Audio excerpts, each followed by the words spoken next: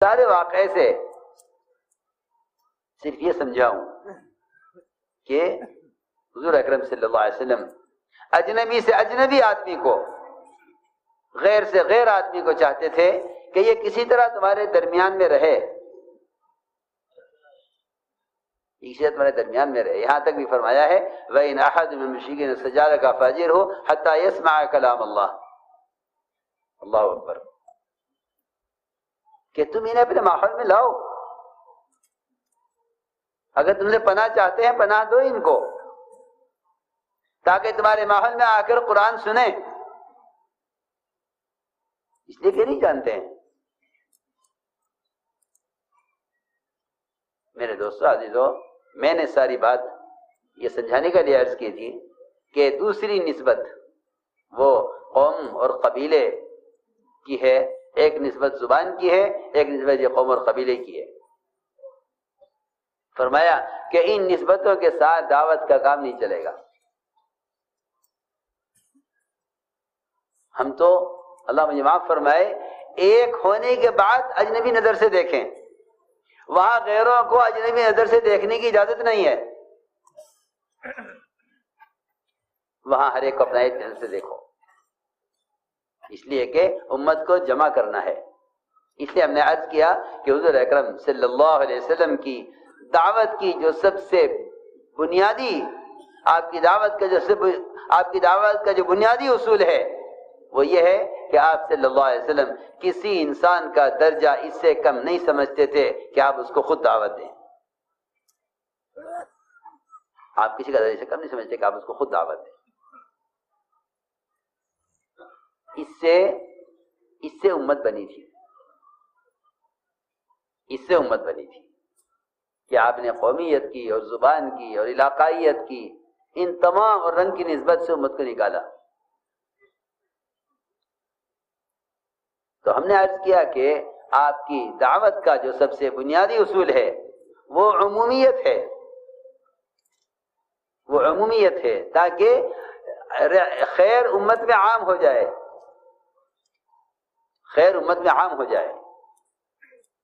دوسری بات میں نے شروع میں عرض کی تھی کہ ایک آپس کی اجتماعیت اور دوسرا دعوت کی عمومیت، یہ اللہ رب العزت کی غیبی مددوں کے اترنے کا اصل سبب ہے۔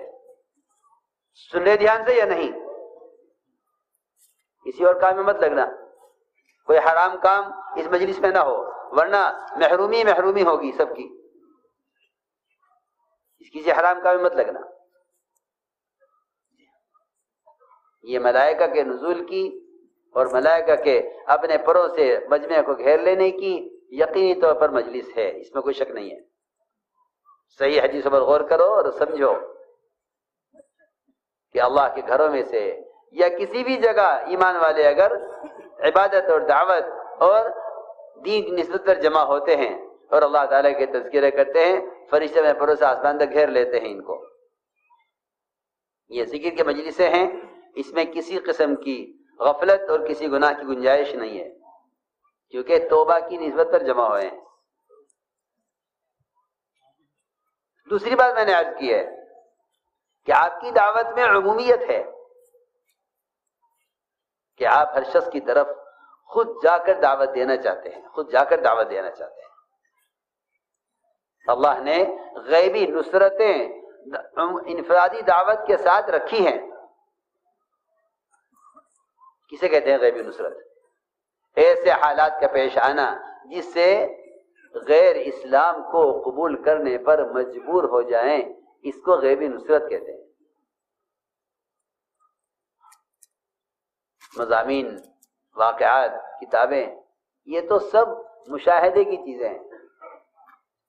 ہمیں جو سب سے بنیادی چیز ملی ہے وہ دعوت کے ساتھ ایسے واقعات کا پیش آنا غیب سے جس سے غیروں کے لیے سوائے اسلام کو قبول کرنے کا اور کوئی راستہ نہ ہو۔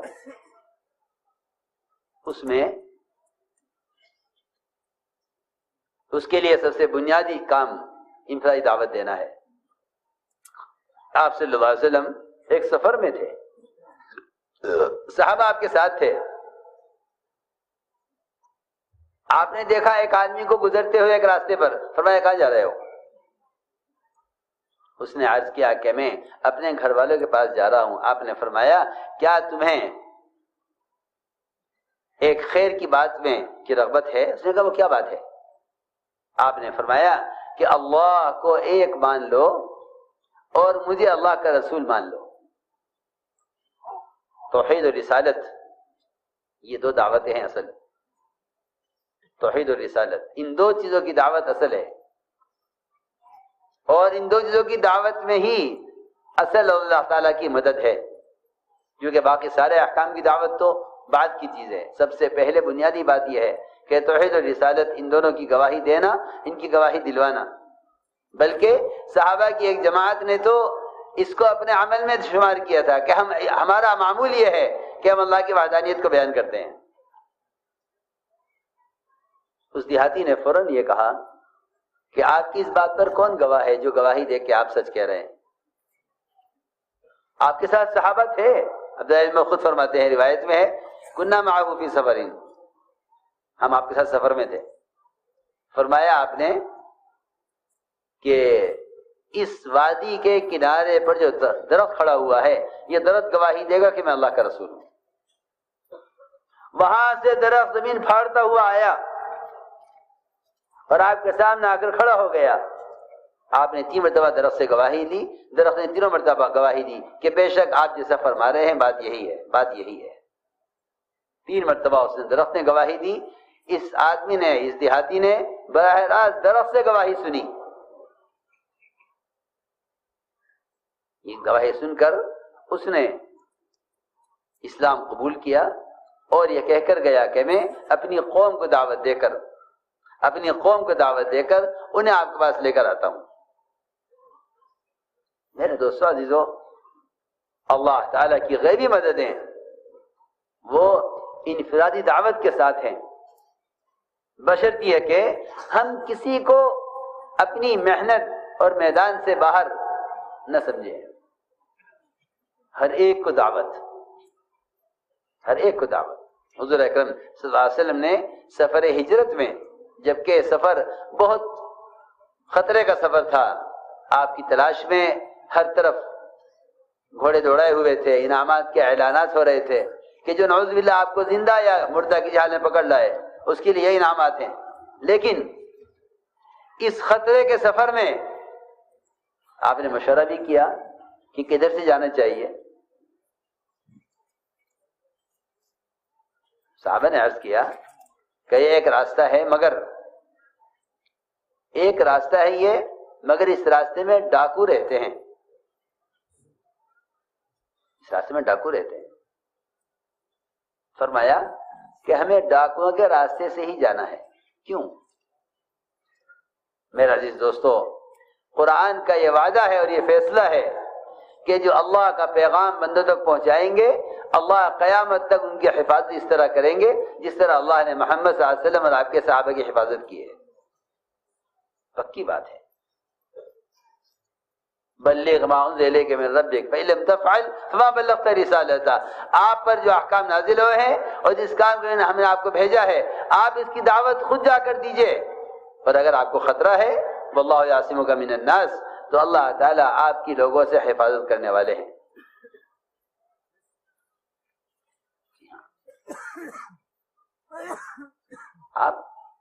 آپ کو اللہ تعالیٰ چھپا لیتے، لیکن آپ کو چھپا لیتے تو پھر یہ غیبی مدد نہ ہوتی۔ ظاہر کرنے کے باوجود قریب لا کر اللہ تعالیٰ نے ایک مکڑی کے جالے سے آپ کی حفاظت کر کے دکھلایا کہ جو تمہارے نزدیک سب سے کمزور چیز ہے، ہم اس کمزور چیز کے ذریعے اپنے نبی کی اس دن حفاظت کریں جس دن کہ دشمن آپ کو پکڑنے کے لیے آپ کے قریب تک پہنچ گیا تھا۔ وہاں ایک بڑی بات یہ ہے کہ حضور اکرم صلی اللہ علیہ وسلم نے موسیٰ علیہ السلام کی طرح یہ نہیں کہا ان معی ربی سیہدین، کیونکہ جب آگے تو سمندر آ گیا، پیچھے فرعون آ گیا۔ تو یہ کہا بنی ہے انا لمدرکون، ہم تو گھیر لیے گئے. کلا ان معی ربی سیہدین، میرے ساتھ میرا رب ہے. نبی کہہ رہے ہیں میرے ساتھ میرا رب ہے، تم گھبراؤ مت. اور یہاں جب یہ فرمایا ابوبکر رضی اللہ تعالیٰ عنہ نے کہ یہ یہاں تک پہنچ گئے ہیں، اگر ذرا سا جھکیں گے تو ہمیں دیکھ لیں گے، آپ نے فرمایا لا تحزن ان اللہ معنا،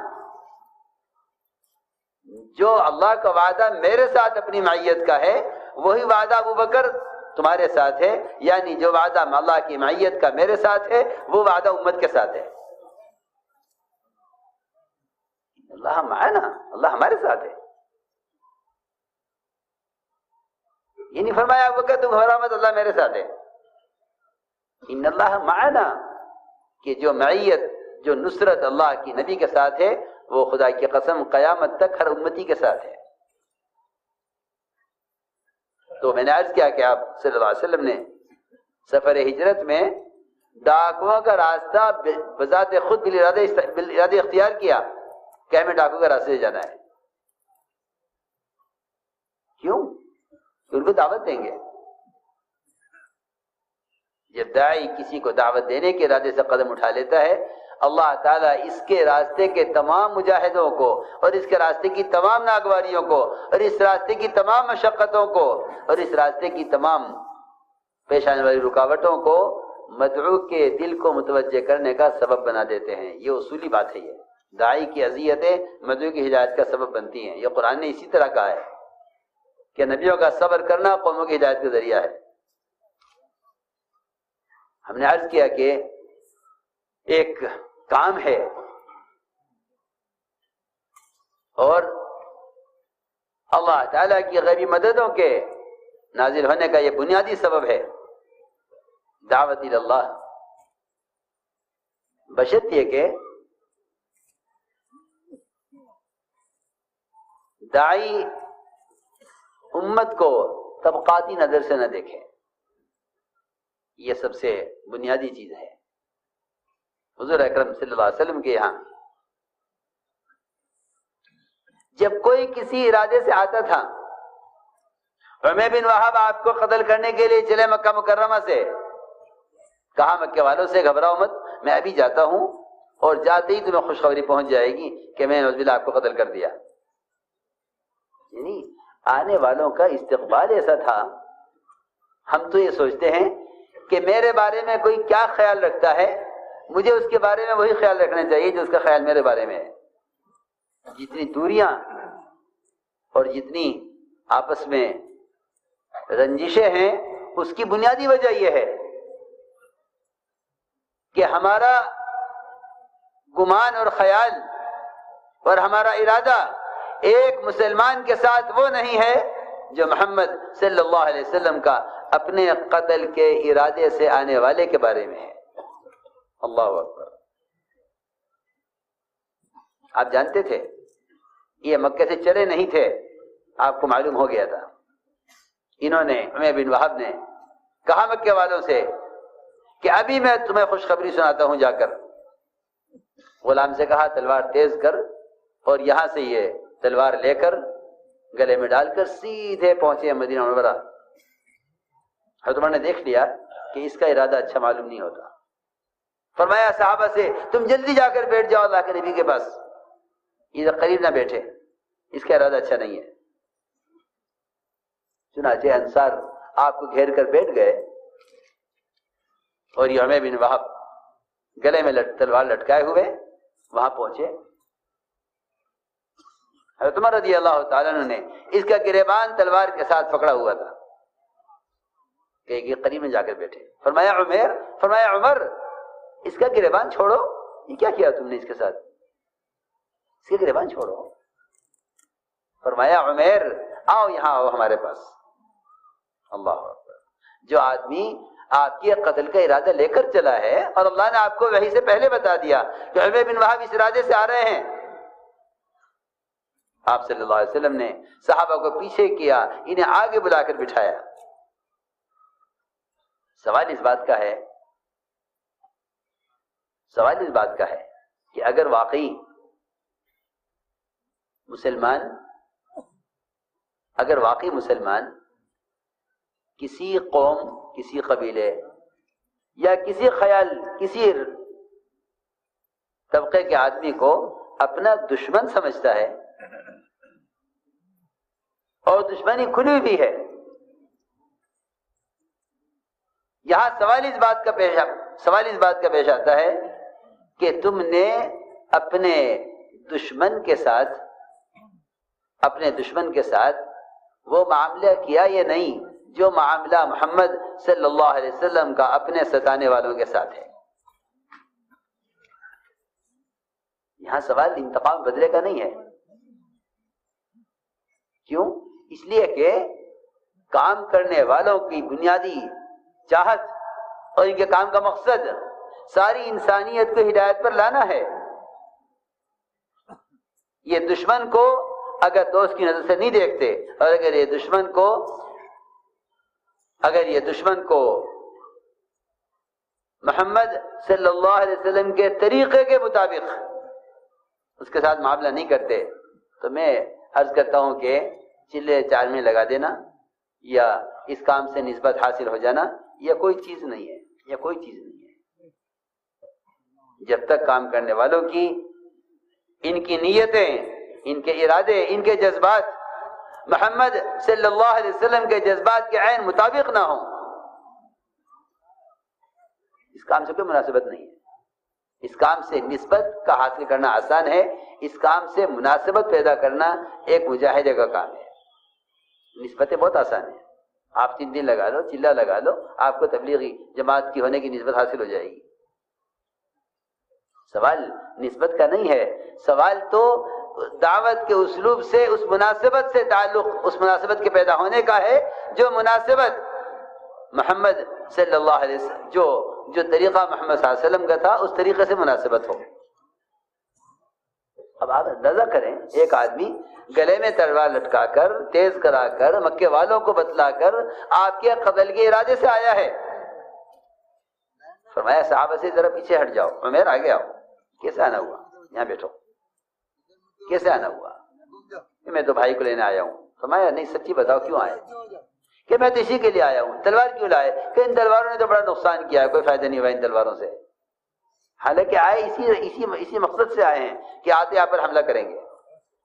فرمایا نہیں عمیر، تم بتاؤ مکہ مکرمہ سے کعبے پر بیٹھ کر وہاں سے تم کیا فیصلہ کر کے چلے تھے، کیا ارادہ کر کے چلے تھے، اور تم نے مکے میں کیا مشورہ کیا تھا؟ بس اتنا کہنا تھا آپ کا.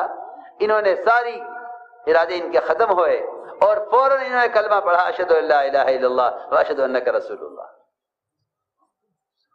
سوال اس بات کا ہے کہ تمہارا تمہارے دشمن کے ساتھ، تمہارا تمہارے مقابل کے ساتھ، تمہارے لیے برا چاہنے والے کے ساتھ تمہارا معاملہ کیا ہے؟ اگر معاملہ انتقام کا ہے تو یہ نبی کی نسبت نہیں ہے. اگر معاملہ انتقام کا ہے تو یہ نبی کی نسبت نہیں ہے، اس سے امت نہیں بنتی. اللہ اکبر. جب صحابہ کسی کو قید کر کے لے آتے تھے، اور کیونکہ قید کر کے لانا یہ مال لینے یا قتل کرنے کے لیے نہیں ہوتا تھا، بلکہ قید کر کے لانا اپنے ماحول میں رکھنے کے لیے ہوتا تھا، تاکہ یہ ماحول ان کے دل میں اسلام کی رغبت پیدا کر دے. آپ نے صحیح روایت میں فرمایا کہ تم کسی کو قتل کر کے قید کر کے میرے پاس لاؤ، مجھے اس سے زیادہ محبوب ہے کہ تم اسے مسلمان کر کے میرے پاس لاؤ. بلکہ روایت میں یہاں تک فرمایا کہ تم ایک آدمی کو دعوت دے کر اس کو مسلمان کر کے میرے پاس لے آؤ، یہ مجھے ہر اس چیز سے زیادہ محبوب ہے جس پر سورج طلوع ہوتا ہے.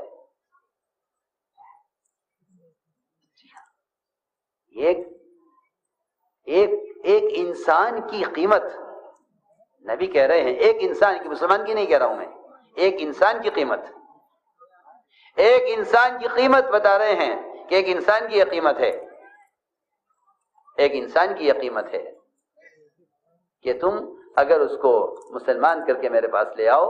تو فرمایا حضور اکرم صلی اللہ علیہ وسلم نے کہ ہر وہ چیز جس پر سورج طلوع ہو رہا ہے، یعنی ساری دنیا، سارے بر و بحر اور جو کچھ اس کے اندر ہے مجھے اس سب سے زیادہ محبوب ہے تمہارا ایک فرد کو دعوت دے کر اسے مسلمان بنا کر لانا۔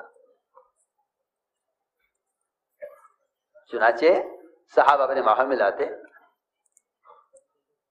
جو بیڑیوں میں جکڑا ہوا ہے، جسے خبر نہیں کہ قتل کیا جائے گا یا فدیہ لے کر چھوڑا جائے گا، وہ کہتا ہے کہ ان میں سے جب کسی کے ہاتھ میں روٹی کا ٹکڑا آتا تھا نرم تو وہ سب سے پہلے مجھے پیش کرتا تھا، یہ ہمارا مہمان ہے۔ اللہ اکبر، ایسا مشرک کیوں نہ اسلام لاوے کہ جو ان کے ساتھ ان کے ہاں بندھا ہوا ہے اور سب سے زیادہ اکرام بہتر چیز کو کھلائی جا رہی ہے۔ ہم ابھی ہماری سوچ اور نیتیں بہت محدود، اللہ مجھے معاف فرمائے۔ اب تو کام کرنے والوں میں بھی یہ بات پیدا ہو گئی ہے کہ کون اپنا ہے کون پرایا ہے۔ وہاں یہ بات پراؤ کے غیروں کے لیے بات نہیں تھی، وہاں غیروں کے ساتھ معاملہ اپنوں سے کہیں زیادہ بہتر تھا۔ آپ نے فتح مکہ کے موقع پر انصار کو کچھ نہیں دیا، طلقاء مشرکین ایک مشرک کو 100 اونٹ دیے ہیں آپ نے، 100 اونٹ بتانے کے لیے کہ ہم تم سے فتح مکہ کے موقع پر انتقام لینے کے لیے اور تم سے پچھلے بدلے چکانے کے لیے نہیں آئے ہیں، ہم تمہیں بتلانے کے لیے آئے ہیں کہ ہمیں ملک و مال نہیں چاہیے، ہمیں تمہاری ہدایت چاہیے۔ جی ہاں، میں نے عرض کیا کہ حضور اکرم صلی اللہ علیہ وسلم اور آپ کے صحابہ کا معاملہ میں آپ سے صراحتاً کہہ دیتا ہوں کہ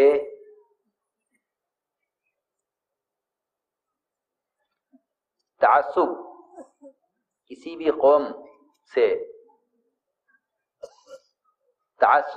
قوم کی طرف سے مسلمان کے لیے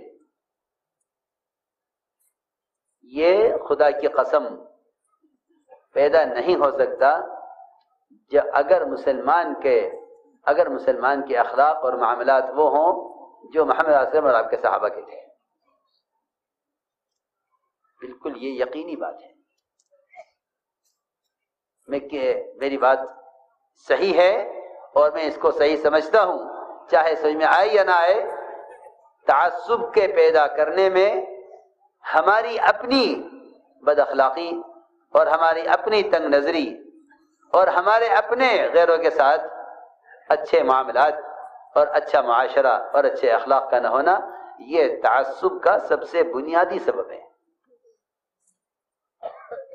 ورنہ یہ ممکن ہی نہیں ہے کہ مسلمان سے کوئی تعصب رکھے۔ وہاں تو کہہ رہے ہیں کأنہ ولی حمیم، کہ تم اگر اخلاق سے پیش آؤ تو یہ تمہارا جگری دوست بنے گا۔ ولی حمیم، قرآن تو یہ کہہ رہا ہے، یہ تمہارا جگری دوست بنے گا۔ میں صراحتاً عرض کر دیتا ہوں کہ عصبیت وہ بد اخلاقی بد معاملگی سے پیدا کی جاتی ہے۔ ہاں، اگر مسلمان یہ اپنے اخلاق اور معاملات میں نبوت کے مزاج پر آ جائے تو میں قسم کھا کر کہہ سکتا ہوں، دعوے کے ساتھ کہہ سکتا ہوں کہ تعصب ختم ہو جائے گا، تعصب ختم ہو جائے گا۔ یہ قسم کھا کر کہہ سکتا ہوں کہ تعصب ختم ہو جائے گا اگر مسلمان صرف اخلاق پر آ جائے۔ اس کے اخلاق کا حال تو یہ ہے کہ اگر سلام بھی کرتا ہے کسی مسلمان کو تو پہلے شکل دے کر پہچانتا ہے پھر سلام کرتا ہے، یہ قرب قیامت کی نشانیوں میں سے ہے۔ یہ غیروں کے ساتھ کیا معاملہ کرے گا جب یہ مسلمان کو سلام کرنے کے لیے بھی اس کی معرفت اور جان پہچان کا محتاج ہے کہ بھئی یہ کون صحابی کا آپ نے سلام کیا تھا؟ مجھے خبر نہیں کون ہے۔ مجھ سے ایک صاحب نے پوچھا آپ نے کو سلام کیوں کیا؟ میں نے کہا کیوں مسلمان سلام کیا؟ اچھا کوئی جان پہچان نہیں ہے؟ میں نے کہا کیوں؟ اس کا مطلب ہے کہ قیامت قریب آ گئی ہے کہ سلام اسے کیا جائے جس سے جان پہچان ہو۔ صحیح روایت ہے التسلیم بالمعرفہ من اشراط الساعہ، کسی کو پہچان کر سلام کرنا یہ قرب قیامت کی نشانیوں میں سے ہے، قرب قیامت کی نشانیوں میں سے ہے کسی کو پہچان کر سلام کرنا۔ میں نے عرض کیا کہ حضور اکرم صلی اللہ علیہ وسلم کا معاملہ آپ کو ستانے والوں کے ساتھ، آپ کو ستانے والوں کے ساتھ، وہ مجبور تھے اس بات سے، بالکل مجبور تھے کہ آپ کے اخلاق اور آپ کی سخاوت انہیں یا تو راستے سے ہٹا دیتی تھی یا ان کو راستے پر لے آتی تھی۔ اس لیے میرے عزیز دوستو، سب سے بنیادی بات یہ ہے کہ ہم جتنی ہماری جماعتوں کی نقل و حرکت ہو رہی ہے، اگر یہ نقل و حرکت صحابہ کی طرح سخاوت کے ساتھ، اکرام کے ساتھ اور حقوق کے ادا کرنے کے ساتھ ہو، تو میں تو سمجھتا ہوں کہ صحابہ کے زمانے کے اسلام کا تمام اقوام باطلہ کے درمیان اسلام کا تعارف کرانے کے لیے ان جماعتوں کی نقل و حرکت، یہ جماعتوں کی نقل و حرکت کافی ہے۔ ریکنسٹرکشن آف امہ ڈیلی میں کچھ اہم بات کہہ گیا ہوں۔ مرکز تمام اقوام باطلہ کے درمیان صحابہ کے زمانے کے اسلام کا تعارف کرانے کے لیے ہماری جماعتوں کی نقل و حرکت کافی ہے۔ اگر خدا کی قسم ان کے دلوں میں ان کی ہدایت کی تمنا ہو اور ان کے ملک و مال کی حرص نہ ہو، کیونکہ یہ دو بیماریاں اندر ہیں، یہ دو بیماریاں اندر ہیں کہ ہم ان کے طریقوں کے پابند ہیں، ان کے ملک و مال کے حریص ہیں اور ان کی ہدایت کی طلب نہیں ہے جیسی ہونی چاہیے۔ ایسے میں اگر مغلوب ہو کر مسلمان نہ رہے تو کیوں نہ رہے؟ اس لیے کہ مسلمان کے غالب آنے کے لیے یہ 3 شرطیں ہیں۔ پہلی شرط یہ ہے کہ ان کی ہدایت کی تمنا ہو، دوسری شرط یہ ہے کہ ان سے انتقام کا جذبہ نہ ہو، تیسری شرط یہ ہے کہ ان کے ملک و مال کے حریص نہ ہو، ان کے ملک و مال کے حریص نہ ہو۔ اس لیے کہ جو آدمی غیروں کے ملک و مال کا حریص ہوگا وہ ان کی ہدایت کا ذریعہ نہیں بن سکتا، پکی بات ہے، یہ پکی بات ہے۔ اور یہ بیماری اندر ہے، یہ 2 چور ہیں دلوں میں ہمارے کہ ہم غیروں کے ملک و مال کے حریص ہیں، ان کی ہدایت کے حریص نہیں ہیں۔ اللہ تعالیٰ نے جو کچھ لے کر مسلمانوں کو دیا تھا اس شرط پر دیا تھا، اس بات پر کہ وہ ان کے ملک و مال کے حریص نہیں تھے۔